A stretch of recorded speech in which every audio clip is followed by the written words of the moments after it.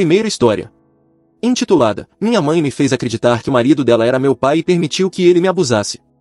Quando a confrontei, ela disse que eu deveria agradecer por ele ter assumido e me tolerado, e que eu merecia o abuso porque era descontrolada e precisava de disciplina. Ei, pessoal! Antes de começarmos, ajude nosso canal a chegar a 1000 inscritos. Clique em inscrever-se agora e ative o sininho para não perder nenhuma história importante como esta. Então, eu os expus e cortei totalmente contato com eles novamente. Agora, eles me processaram por difamação. Tenho 39 anos, sou mulher, e cresci em uma casa que a maioria das pessoas não sobreviveria. Meu pai, bem, o homem que eu achava que era meu pai, seu nome é Ricardo, nome fictício, era violento. Violento com minha mãe, violento comigo, sempre à beira de perder o controle. Ainda lembro do som do cinto.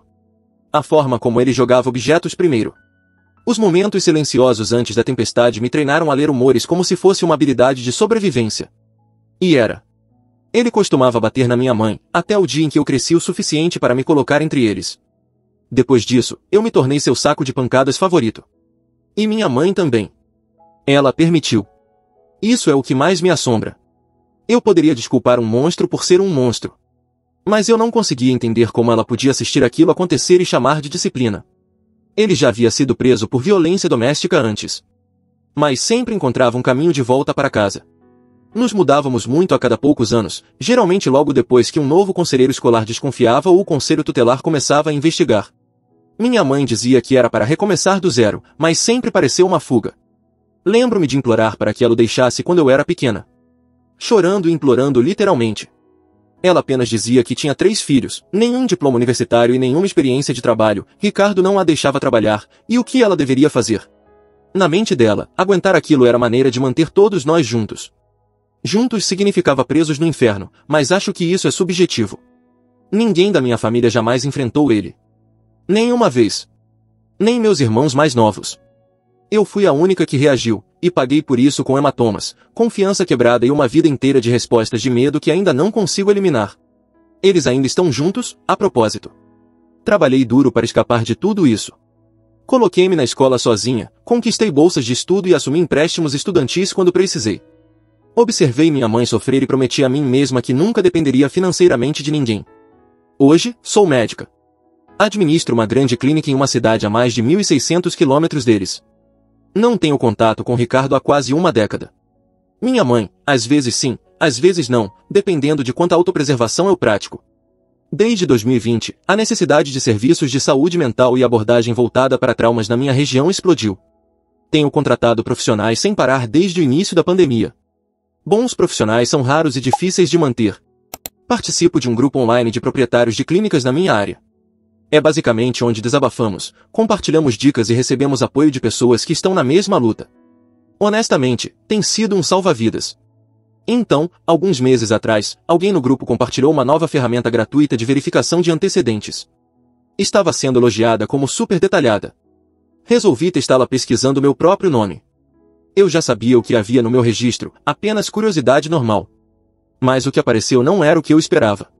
Lá estava. A certidão de casamento dos meus pais. Só que a data era 3 anos após meu nascimento. Não fazia sentido. Para contexto, sempre me disseram que eles eram namorados do ensino médio e se casaram logo após a formatura. Mas eu nasci 1 ano depois. Essa era a história. E durante minha infância, eles nunca comemoravam o aniversário de casamento de verdade. Mas eu nunca dei muita atenção a isso. Eles nunca foram afetuosos. Talvez simplesmente não fossem desse tipo de casal. Mas agora eu encarava a prova legal de que não eram casados até eu ter 3 anos. Liguei para minha mãe. Perguntei casualmente quando era o aniversário dela. Ela hesitou. Pausa longa, como se estivesse fazendo contas na cabeça. Então me deu uma data que não correspondia à certidão. Eu não reagi imediatamente. Apenas perguntei se ela tinha certeza. Quando ela insistiu, dei a data verdadeira. Silêncio. Ar morto. Depois perguntei, calma, mais diretamente, por que ela havia mentido.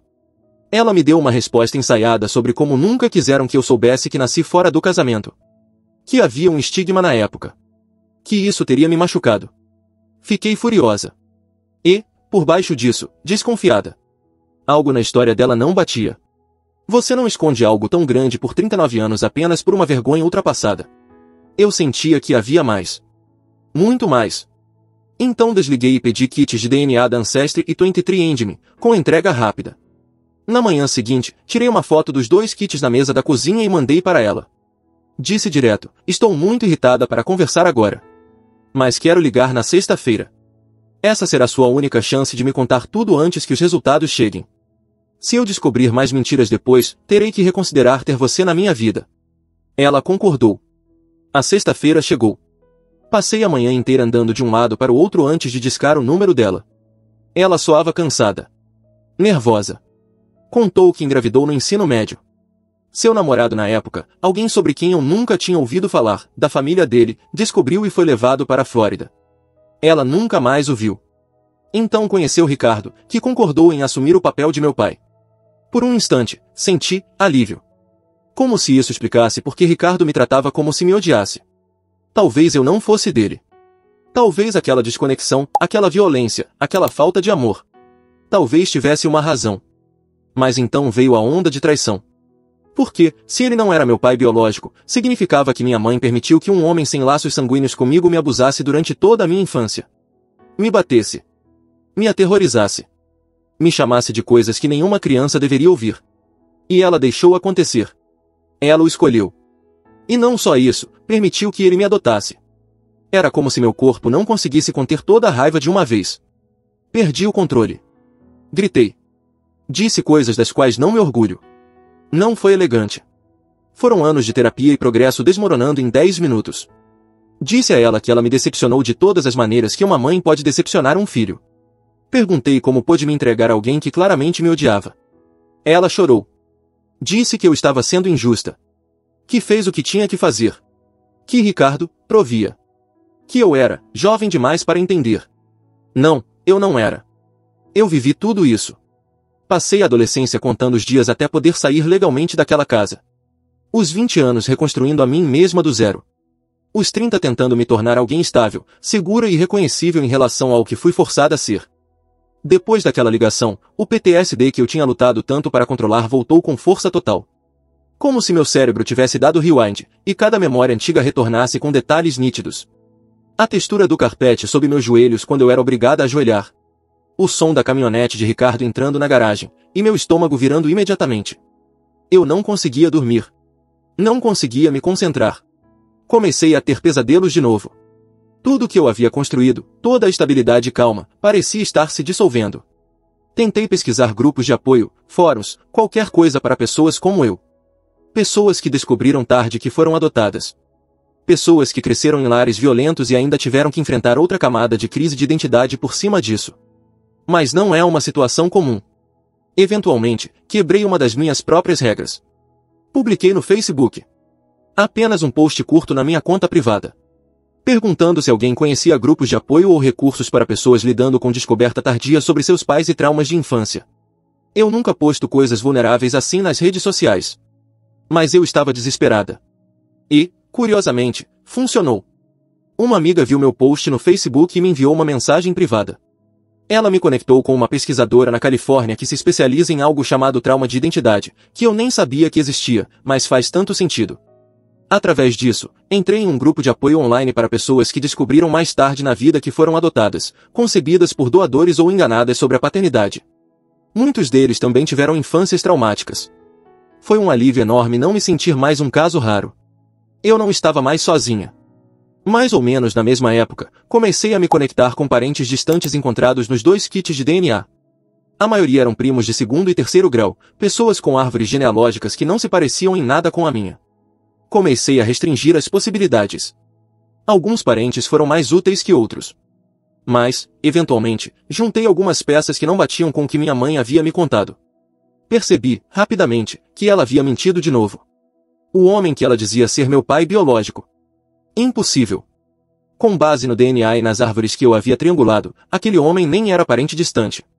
Então liguei para ela. Disse que tinha mais perguntas. Contei o que havia descoberto e que não fazia sentido. Eu nem estava agressiva no começo. Queria dar a ela a chance de esclarecer. Talvez até confessar, agora que a verdade estava diante dela. Mas, em vez de honestidade, ela se tornou defensiva. Rápido. Acusou-me de procurar drama. Disse que eu era ingrata. Perguntou de um jeito horrível. O que você quer saber? Que eu era uma mãe difícil. Está melhor agora. Fiquei atônita. Não só pelo que ela disse, mas pelo jeito como disse, como se tudo aquilo fosse um ataque pessoal contra ela, e não o desmoronar de toda a minha identidade. Eu perdi a calma de novo. Perguntei como ela pôde deixar Ricardo fazer aquelas coisas comigo. Como pôde assistir aos hematomas, aos gritos, aos ataques de pânico e ainda permanecer? Como pôde permitir que um homem que nem era meu pai biológico me batesse como se eu fosse nada? Como pôde trair o próprio filho assim? Ela disse que eu era uma criança difícil. Que eu precisava de disciplina. Que eu era descontrolada e inteligente demais para meu próprio bem. Disse a ela que deveria ter apenas interrompido a gravidez, se era assim que seria.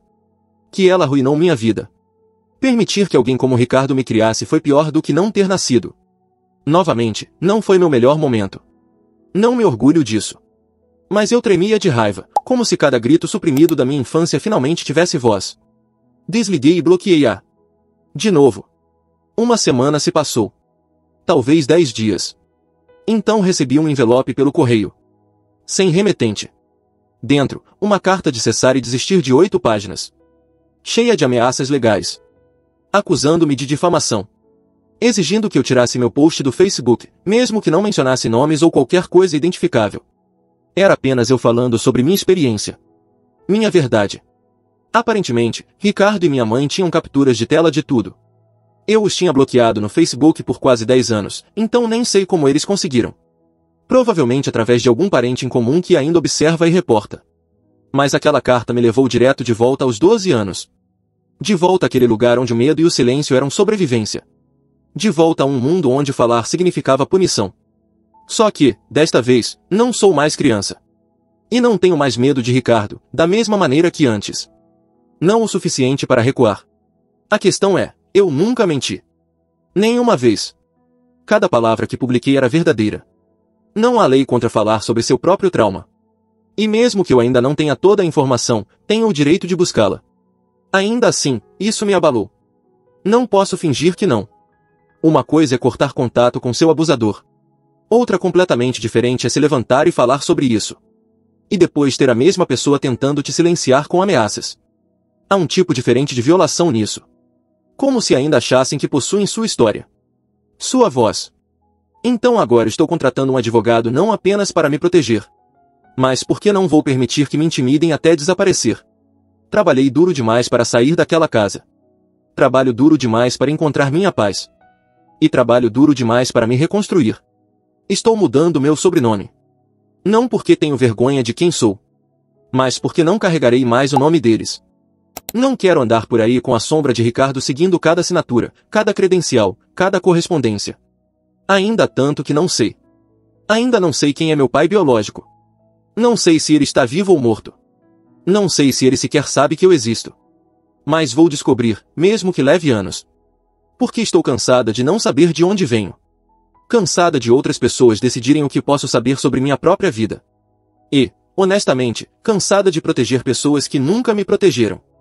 Se contar a verdade sobre o que aconteceu comigo é motivo para ameaçar um processo, talvez eles devessem se perguntar por que tem tanto medo que a verdade venha à tona. Talvez eles devessem se envergonhar, não por eu ter nascido fora do casamento, mas pelo que fizeram depois. Porque a verdadeira vergonha aqui não é minha existência. É o que eles fizeram com ela. Não estou buscando aconselhamento jurídico. Nem estou realmente buscando apoio. Só precisava tirar isso de dentro de mim. Tirar da minha cabeça, corpo e coração. Porque tem estado como veneno, e preciso me livrar disso. Só precisava extravasar. Comentário 1. A ameaça de difamação é puro teatro. Eles estão apostando no seu medo, não em qualquer base legal real. Você tem direito de contar a verdade sobre sua própria vida. E se tivessem um caso legítimo, teriam acionado um advogado, não enviado uma carta vazia para amedrontar. Mas o que realmente dói? Alguém do seu círculo ainda está passando seus posts para eles. Isso chamamos de macaco voador, alguém que age como se estivesse do seu lado, mas leva tudo de volta aos seus abusadores. Eles acreditam na história triste que seus pais contam e acham que estão ajudando a família ao informar. Não estão. Estão dando munição aos seus abusadores. Comece a proteger sua privacidade e descubra quem é. Você merece coisa melhor. Comentário 2. Você passou por uma guerra e ainda se tornou médica. Isso não é sorte, é garra. Isso é você fazendo uma escolha consciente, a cada vez, de ser melhor do que as pessoas que te criaram. Você se libertou sem apoio, sem proteção, e construiu uma vida da qual pode se orgulhar. Honestamente, as pessoas subestimam o quão difícil isso é. Você não deixou que eles te destruíssem, mesmo que tenham tentado com todas as forças. Descobrir que Ricardo não é seu pai biológico não diminui a dor, mas torna a crueldade deles ainda mais sem sentido. O fato de você ainda estar de pé e lutando depois de tudo isso. Isso é força. Isso é poder. Comentário 3. É claro que você ainda quer acreditar que sua mãe tem uma alma por trás de toda aquela bagunça, e eu entendo. Ela é sua mãe. Mas ela permitiu que um homem que sabia não ser seu pai adotasse você e depois a abusasse. Isso não é estar presa. Isso é ser traída. Se ela ainda está com ele depois de todo esse tempo, então ela não está apenas permitindo o abuso, ela está escolhendo isso. E ela não vai te contar a história completa sobre seu pai biológico. Enquanto Ricardo ainda estiver na cena, talvez você precise reduzir o contato ou até cortar totalmente com ela novamente. Proteja sua paz. Ela não está interessada em contar a verdade, apenas em proteger a mentira. Atualização. A resposta ao meu post original foi avassaladora, tanto para o bem quanto para o mal. Eu não esperava que ressoasse com tanta gente, nem que minha caixa de entrada se enchesse de mensagens de pessoas que viveram algo parecido. Eu achava que estava lidando com uma situação bem rara, mas aparentemente muitos de nós crescemos sendo enganados e descobrindo a verdade décadas depois.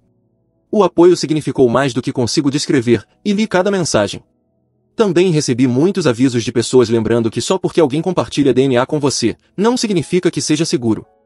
Alguns de vocês tiveram histórias de pesadelo sobre pais biológicos que se revelaram piores do que aqueles de quem já haviam escapado. Levei isso a sério.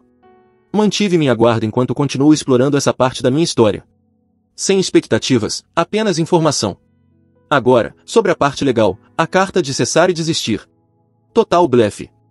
Mostrei a um advogado 2 dias depois de recebê-la. As palavras dele foram exatas: isso é lixo. Nem veio de um escritório de advocacia real. Era um modelo legal faça você mesmo, provavelmente baixado online e preenchido pelo próprio Ricardo ou alguém igualmente despreparado. Eles não contrataram um advogado. Apenas esperavam que o tom do papel me assustasse e me fizesse ficar em silêncio.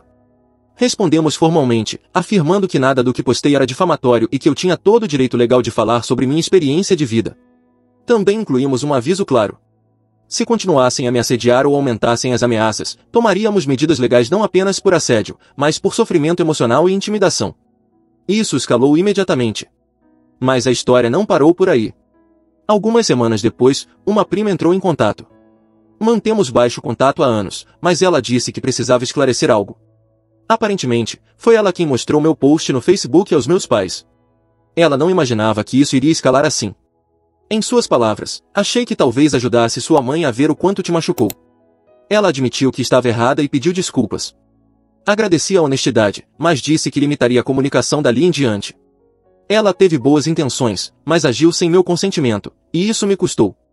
Esse foi o macaco voador, a propósito. Localizei a. Quanto aos meus pais, é complicado, mas não surpreendente. Ricardo não tentou me contatar diretamente. Nenhuma mensagem, nenhuma ligação. Covarde, considerando quanto era barulhento quando eu era criança. Ele deixa minha mãe fazer o trabalho emocional. Minha mãe, por outro lado, enviou uma carta longa, escrita à mão, cerca de 1 mês depois que a carta de cessar e desistir falhou. Não era um pedido de desculpas. Era uma evasiva. Páginas de como você pôde fazer isso conosco? Você está revirando coisas que não ajudam ninguém. Nós te demos tudo, e você está sendo vingativa. Em um ponto, ela disse, talvez eu tenha cometido erros, mas sempre tentei o meu melhor. Ela também incluiu uma nova mentira sobre meu pai biológico. Uma terceira versão da história, diferente da que contou por telefone e diferente do que as evidências de DNA claramente refutavam. A essa altura, não acho que ela vá contar a verdade. Talvez ela nem se lembre mais. Talvez tenha reescrito tantas vezes na cabeça que acredita na versão que a faz parecer mais inocente. Eu não respondi. Não entrei em contato. Rasguei a carta. Alguns dias depois, recebi um pedido de amizade no Facebook de uma conta sem foto de perfil. Era Ricardo. Ou alguém fingindo ser ele. De qualquer forma, bloqueado imediatamente. E agora? Continuei em contato com o grupo de apoio que mencionei antes. Eles têm sido inestimáveis. São pessoas que sabem o que é ter sua realidade arrancada debaixo de você. Pessoas que também tiveram pais mentindo por décadas. Alguns estão meses no processo de lidar com isso, outros anos à minha frente. Isso ajuda. Realmente ajuda. A terapia tem sido difícil, mas necessária. Estamos mergulhando em memórias antigas que eu pensava ter resolvido. Acontece que, quando toda a sua base muda, como descobrir que o homem que te bateu nem era seu pai biológico, essas feridas antigas reabrem de novas maneiras. Não estou dormindo bem. Estou mais ansiosa do que há anos. Mas, pela primeira vez, o trabalho parece estar levando a algum lugar. Há clareza no fim disso, e eu quero. Quanto ao meu nome, esse processo está avançando. Entreguei a papelada e devo finalizar em breve. Escolhi um novo sobrenome que tem significado para mim, não vinculado a mais ninguém. Nem Ricardo. Nem minha mãe. Apenas meu. Sinto que é um passo para me separar totalmente das pessoas que tentaram definir minha vida. Profissionalmente, tudo está estável. Não deixei que isso interferisse no trabalho. Na verdade, algumas pessoas que supervisionam notaram uma mudança em mim, mais honesta, mais direta. Acho que revelar o segredo da família mudou a forma como me apresento. Não mais me escondendo. Não mais tentando gerenciar o conforto alheio às custas da minha própria verdade. Ainda não encontrei meu pai biológico. A busca continua, devagar e com cuidado. Fiz algumas novas conexões de DNA e estou mais próxima de restringir possibilidades. Mas não tenho pressa. Estou fazendo no meu tempo, não por desespero. Às vezes me pergunto como minha vida teria sido se minha mãe tivesse dito a verdade desde o início. Se eu tivesse crescido sem abuso, sem Ricardo. Mas essa versão da minha vida não existe. Só tenho esta. E finalmente a estou reivindicando, totalmente, sem pedir desculpas. Eles perderam qualquer poder que tinham sobre mim. E mesmo que nunca enfrentem responsabilidades, eu gostaria que enfrentassem. Eles não vão mais ditar minha narrativa. Isabela está realmente muito feliz e se dá bem com a maioria das crianças. A turma dela tem permissão para participar de uma das aulas de educação física do grupo geral. No começo, isso me preocupava bastante. Mas essa turma é, na verdade, muito gentil com as crianças da educação especial. Todas as crianças da educação especial são muito amáveis e adoráveis. Exceto por um menino. Lucas, 16 anos, tem síndrome de Down. A mãe de Lucas é o tipo de mãe que eu simplesmente não suporto. Ela não impõe nenhuma regra ao filho. Ela nunca corrige o comportamento dele nem diz não a ele. Lucas não é um menino cruel ou violento. O problema é que esse garoto não tem noção alguma de limites ou consentimento. Ele é muito afetuoso fisicamente. Minha filha não gosta de ser tocada de forma alguma, a menos que ela peça explicitamente. Ele está sempre segurando-a, fazendo cócegas, abraçando-a e até imobilizando-a para um carinho forçado. Ela diz não educadamente, mas isso só o deixa chateado, e ele insiste ainda mais em tocá-la. Os professores precisam intervir constantemente para detê-lo. Na última sexta-feira, recebi uma ligação informando que o diretor queria uma reunião após a aula. Isabela estava encrencada por ter batido em um menino da turma dela. Isabela estava esperando no escritório. O diretor fez um discurso longo sobre como a violência é absolutamente inaceitável, e assim por diante. E por aí vai. Perguntei a ela o que aconteceu. Eles estavam na aula de educação física em um dia livre, e Isabela estava correndo voltas ao redor do ginásio. Lucas estava de lado com um grupo de meninas brincando de ataque de cócegas. Enquanto Isabela passava por eles, sentiu mãos em seu bumbum. Ela se virou e deu um tapa no rosto dele. Lucas caiu no chão e começou a chorar alto. Ele queria que Isabela se juntasse à brincadeira, mas, em vez de convidá-la, ele correu por trás dela e fez cócegas no bumbum dela. Fiquei com muita pena da minha pequena. Ela estava muito abalada. Presumi que a punição seria cancelada, mas o diretor queria uma semana de detenção.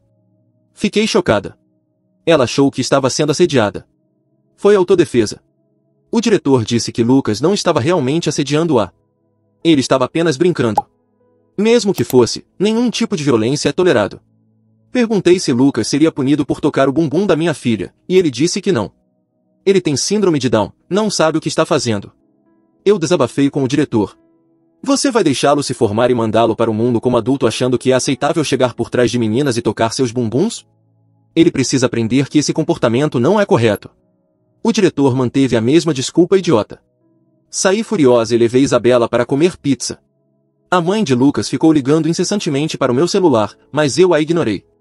Meu marido concordou que o comportamento de Lucas foi inadequado e que a reação dela foi razoável. Mas achou que talvez Isabela devesse se desculpar com Lucas por tê-lo acertado. Já que ele não entende por que foi atingido. Adib? Comentários relevantes. Comentário 1. Absolutamente NTB. A administração da escola precisa se avaliar seriamente e verificar as câmeras de segurança ou algo assim, se isso for um padrão de comportamento do Lucas. Os padrões duplos são absurdos aqui, o fato de ele ter síndrome de Down isenta. Mas o autismo de Isabela e seus problemas sensoriais não contam para nada. Ridículo. Op. Eles acham que, como ele não teve intenções sexuais, tudo não passou de um mal-entendido, e ele deve ser perdoado. Honestamente, não suporto pessoas que não responsabilizam crianças com deficiência quando elas agem de forma inadequada. Isabela é muito mais desenvolvida mentalmente que as outras crianças. Ela é a única que faz atividades no nível de sua série e tem a capacidade mental de uma adolescente. Então, esperam que ela seja muito mais paciente e compreensiva. Mesmo quando as outras crianças a deixam desconfortável. Comentário 2. Eles acham que pessoas com essa condição são incapazes de ter sentimentos sexuais?